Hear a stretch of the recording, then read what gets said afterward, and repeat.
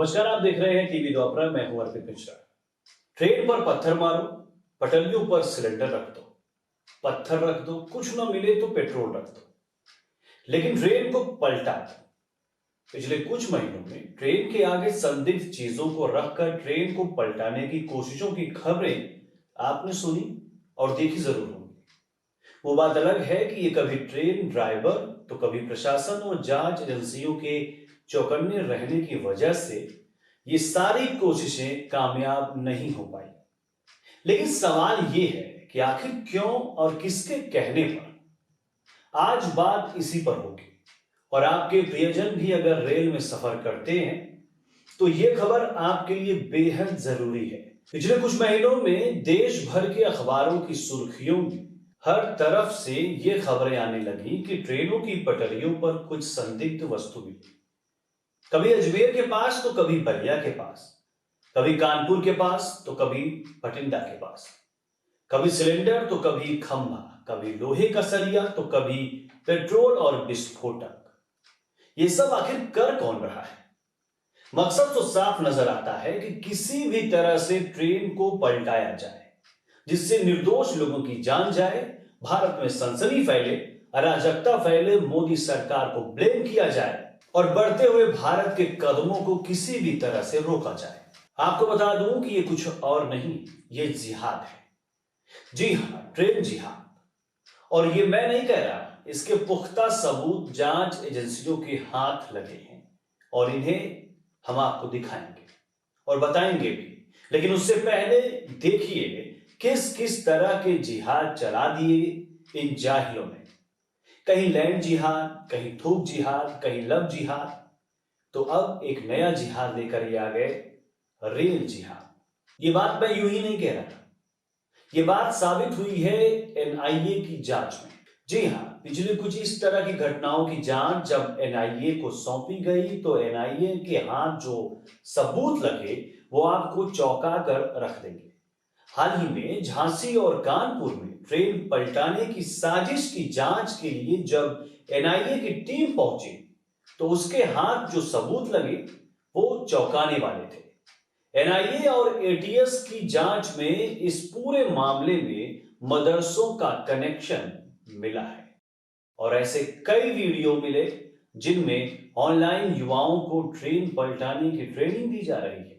और सबसे बड़ी बात तो ये कि इसमें मदरसों से भी कनेक्शन के सुराग एनआईए और एटीएस के हाथ लगे हैं। ऊपर से एक और हरकत देखिए, झांसी में इस मामले में जब एनआईए की टीम मदरसा के मौलवी मुफ्ती खालिद नदवी को पुलिस लाइन ले जाने लगी तो मौजूद भीड़ ने पुलिस और जांच टीम से ही भिड़ना शुरू कर दिया, जैसा अमूमन होता आया है। मस्जिद से मौलवी साहब के समर्थन में ऐलान हो गया और पुरुष तो भिड़े ही, महिलाओं ने भी सड़क रोक ली कि मौलवी साहब को ले जाने नहीं दिया जाएगा। वैसे खैर, एनआईए कहां रुकने वाली थी। नदवी से 18 घंटे की पूछताछ हुई, उनका लैपटॉप, मोबाइल लिया और पूछताछ के बाद देर रात छोड़ दिया। अब पुलिस ने सरकारी काम में बाधा डालने और पुलिस और जांच एजेंसी से धक्का मुक्की करने के मामले में 11 नामजद समेत 100 लोगों पर केस दर्ज किया है और सबसे हिसाब किताब किया जाएगा। उधर रेल जिहाद से जुड़े आरोपियों को पकड़ने के लिए एनआईए और एटीएस की टीमें लगातार तलाश में जुटी हैं और दबिश दे रही हैं। इसके साथ ही इस मामले में विदेशी फंडिंग के सूत्र भी तलाशे जा रहे हैं। आखिर बकरे की अम्मा कब तक खैर मनाएगी?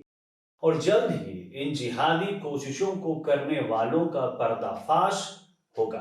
अब जरा ट्रेन दुर्घटनाओं की तुलना आंकड़ों में भी कर लेते हैं।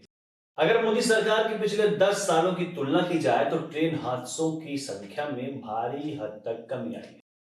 2004 से 2014 तक यूपीए सरकार में हर साल 171 रेल हादसे होते थे। वहीं 2014 से 2024 तक मोदी सरकार के दौरान हर साल 68 ट्रेन एक्सीडेंट औसतन हुए हैं। सरकारी आंकड़ों के मुताबिक साल 2000-2001 में गंभीर रेल दुर्घटनाओं की संख्या 473 थी, जो साल दर साल कम होती गई। साल 2023 से 24 में यह संख्या 40 हो गई है। इन आंकड़ों का साफ मतलब है कि रेलवे दुर्घटनाओं की संख्या काफी कम हुई है। बाकी विपक्ष हल्ला करेगा। वैसे क्या आपको पता है कि भारत में प्रतिदिन करीब 2.5 करोड़ लोग भारतीय रेल की सेवाएं लेते हैं? और ऐसे में अगर जिहाद की ये नापाक करतूतें, कोशिशें, एक भी करतूत अगर कामयाब हो जाए तो हजारों लोगों की जान मिनटों में चली जाएगी। और उसके बाद वही होगा जो होता है, सरकार को घेरना और हो हल्ला मचाना कि हमारे समय में तो ये हादसे होते नहीं थे, फिर आज क्यों हो रहे हैं। उससे भी ज्यादा ये कि किसी भी तरह से इन काली करतूतों को अंजाम देकर दुनिया भर में भारत और भारतीय रेल को बदनाम किया जाए। लेकिन रुकिए, बात यहां सिर्फ भारत और मोदी सरकार की नहीं है, हिंदुओं की भी है। किसी भी तरह से हिंसा, पथराव, आतंकवादी हमले, हत्या और नरसंहार कर हिंदुओं के परिवार, समाज, धर्म और राष्ट्र का विनाश किया जाए।